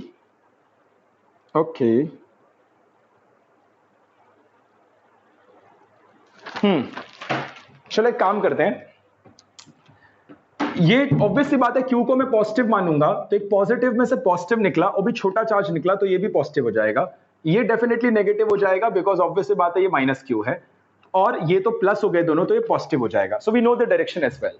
Now ये देखना, यहां point two पे हम कैसे दिखाएंगे electric field, ध्यान देना. Point 2 पे इलेक्ट्रिक फील्ड इंडिविजुअल कंट्रीब्यूशन देखना, ये वाला प्लस इसको राइट में धक्का मारेगा, so this is electric field due to A. ये वाला प्लस इसको लेफ्ट में धक्का मारेगा, then this is electric field due to B. Again ये वाला माइनस इसको राइट में खींचेगा, so this is electric field due to C. ये वाला प्लस इसको लेफ्ट में धक्का मारेगा, this will be electric field due to D. लिख लो इसको, यहां पर आपको दिखेगा. अच्छा, द वैल्यू इज 0 ना, तो ये दोनों बराबर होने चाहिए. इसका मतलब यहां से मैं बोल सकता हूं electric field at B plus electric field D is equal to electric field A plus electric field C. ध्यान देना, I am writing magnitude. Direction दिखाने का मतलब क्या है? These values are magnitude. इस बात का ध्यान देना, वरना साइन उल्टा सीधा कर बैठोगे, मैग्नीट्यूड रहेगा. अच्छा, इलेक्ट्रिक फील्ड एट बी क्या हो जाएगा? Sigma B upon 2 epsilon naught plus sigma D upon 2 epsilon naught is equal to sigma A upon 2 epsilon naught plus sigma C upon 2 epsilon naught. ये राइट वाला part note करके रखो, मैं उसको रब करने आ रहा हूं, प्लीज नोट कर लो उसको. ओके, यहां पर 2 एप्सिलॉन नॉट की सीरीज कट हो जाएगी यहां से. I have got sigma B. Sigma B क्या हो जाएगा? The charge on the B, the charge on B surface, right? Charge on B surface upon area plus charge on D surface upon area. Area of B surface, area of D surface is equal to charge on A surface upon area of A surface plus charge on C surface upon area of C surface. चारों plate के area same दे रखे हैं, तो मुझे यहां से पता चल जाएगा that charge on B plus the charge on D is equal to charge on A plus the charge on C. अब लिखो चार्ज ऑन B कितना है? Charge on B is this which is Q plus charge on D कितना है, which is Q2 plus Q is equal to charge on A, that is this Q1 minus Q plus charge on C, that is minus Q. This is what we have got. इसको मैं solve कर रहा हूं तो मुझे दिख रहा है that we have got Q plus Q 2Q plus 2Q, that is 4Q is equal to Q1 minus Q2. This is what we have got. है ना? हाँ, कुछ गड़बड़ तो नहीं है? एक बार चेक कर लेते हैं. Q B, Q1 minus Q, नहीं Q बी प्लस Q, ठीक है. Q D Q2 plus Q, ठीक है. Q see that is minus Q, okay, and Q D that is Q2 plus Q, नहीं Q A that is Q1 minus Q, so Q1 minus Q, right? So this is what we have got. अगर मैं इसको rearrange करूं Q1 minus Q2 by 2, ठीक है, तो यहां से मुझे पता चल जा रहा है that Q is equal to Q1 minus Q2 upon 4. This is what we have got. Let me cross check. मुझे ऐसा क्यों लग रहा है मैं 2 का फैक्टर एक्स्ट्रा लेकर के बैठा हूं. Is it like that?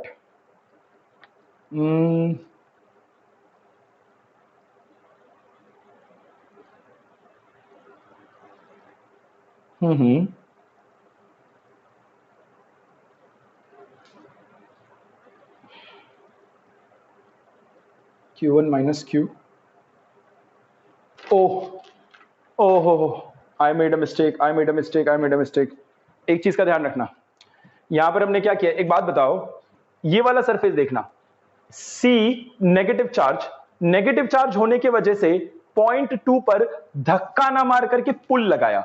C negative charge होने की वजह से धक्का ना मार करके पुल लगाया, और अगर धक्का ना मार करके पुल लगा दिया तो डायरेक्शन तो शो कर दिया है, मैग्नीट्यूड लिखना था, और मैग्नीट्यूड लिखते वक्त मुझे माइनस क्यू क्यों शो करना है? माइनस का इफेक्ट मैं ऑलरेडी दिखा चुका हूं ना, it is pulling in nature. जैसे -2 कूलम कितना फोर्स लगाएगा? K इंटू 2/r², है ना। -2 कूलम कितना फील्ड क्रिएट करेगा? K into 2/r²। Minus sign क्या है? डायरेक्शन। डायरेक्शन मैं यहाँ पर ऑलरेडी दिखा चुका हूं। Then the mistake that I made is writing the electric field at C, which is going to be this। तो यहां पर मुझे जो है QC को माइनस नहीं लिखना है, मुझे यहां पर QC को लिखना था प्लस।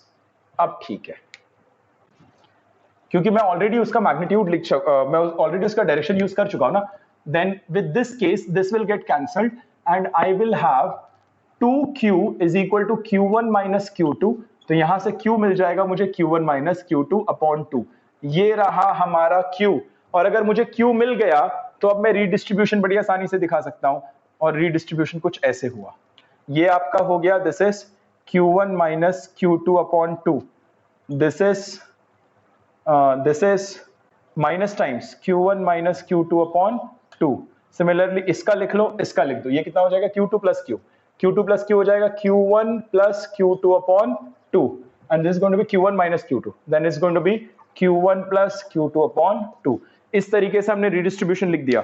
नाउ एक चीज ध्यान रखना, redistribution on plates facing each other का यही तरीका है निकालने का। क्या तरीका? आप चाहते तो इलेक्ट्रिक फील्ड एट 1, 3, 5 लिख सकते हो अगर क्वेश्चन ने पूछा तो, और उसका तरीका होगा ये।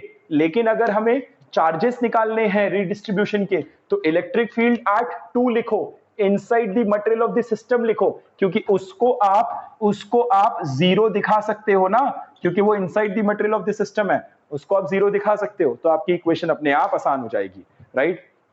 नाउ इसको प्लीज कॉपी कर लेना। With this electrostatics has almost been completed with a small part left, and that is called as electric dipole। वो अगले 1 घंटे में हम लोग अगले सेशन में कंप्लीट कर देंगे। फिर हम स्टार्ट करने वाले हैं capacitors. Now before we start capacitors, I want you guys to go to HC Verma and DC Pandey or BM Sharma, whatever you like, and read about capacitors, right? चलो, that's it for the day. Thank you so much. Please enjoy and solve as many problems as you can. It's a very important chapter.